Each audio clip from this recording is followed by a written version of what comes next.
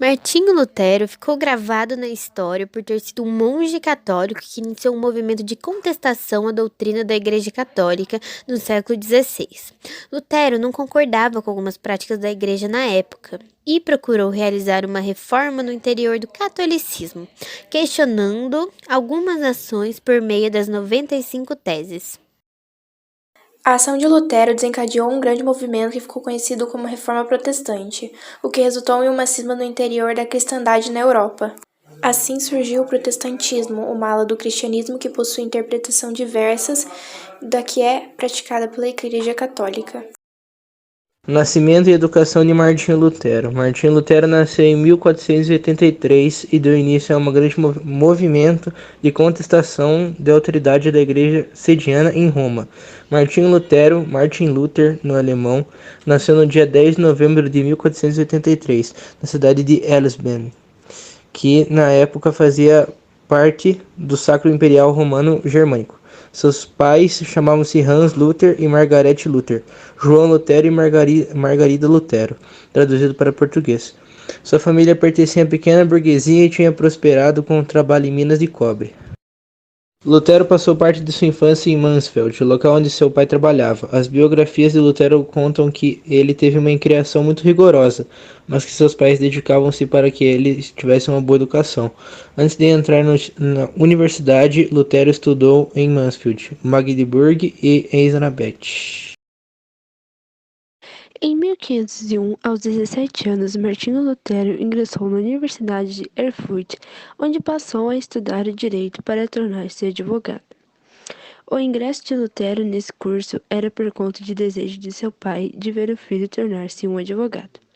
Lutero era dedicado aos estudos, mas em 1505 ele abandonou o direito e ingressou na vida eclesiástica. A vida eclesiástica de Martinho Lutero.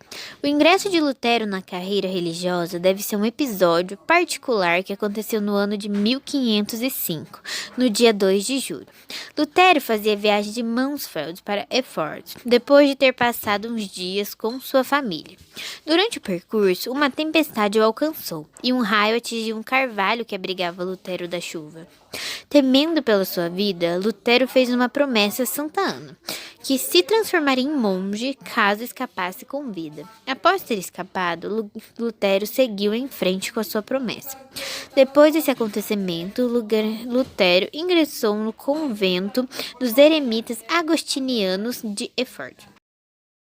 Em abril de 1507, Lutero foi ordenado sacerdote e no ano seguinte ingressou na Universidade de Wittenberg para estudar teologia, obtendo bacharelado em estudos bíblicos.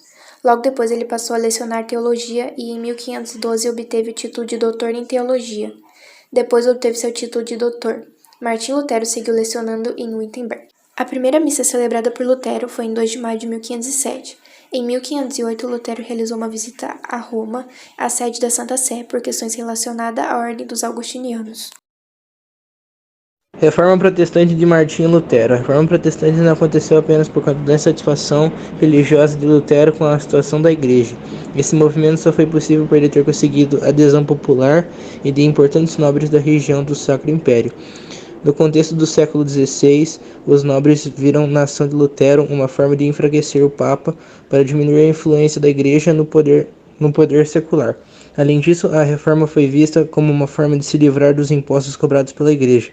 Por isso, muitos camponeses viram na reforma uma forma de combater a opressão e a pobreza em que viviam. A leitura da Bíblia levou Lutero a realizar novas interpretações da fé cristã, e isso levou a concluir que a salvação de cada pessoa era obtida pela fé, pois, de acordo com textos bíblicos, o justo viverá pela fé. Essa posição tornava a questão das indulgências mais absurdas ainda aos olhos de Lutero, e daí vinha sua revolta contra essa prática. De toda forma, o documento de Lutero acabou sendo espalhado pela Europa, e isso se deve à invenção da empresa. Por meio dela, as 95 teses de Lutero foram replicadas e espalhadas por toda a Europa, fazendo com que o movimento de contestação à Igreja Católica ganhasse força.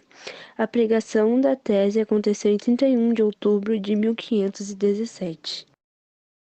Essa ação desencadeou uma disputa religiosa intensa no interior da Igreja Católica e resultou na excomunhão de Lutero já em janeiro de 1521, após anos de debate entre as autoridades da Igreja e Lutero. Nesse período, Lutero seguiu com seu trabalho e com seus estudos teológicos e formulou o princípio das 5 solas, que são: sola fide, que significa somente a fé; sola scriptura, somente a escritura; solus Christus, somente Cristo; sola gratia, somente a graça; soli deo gloria, glória somente a Deus. Dieta de Worms. Em 1521, o imperador Carlos convocou Martim Lutero para prestar esclarecimentos durante a Dieta de Worms.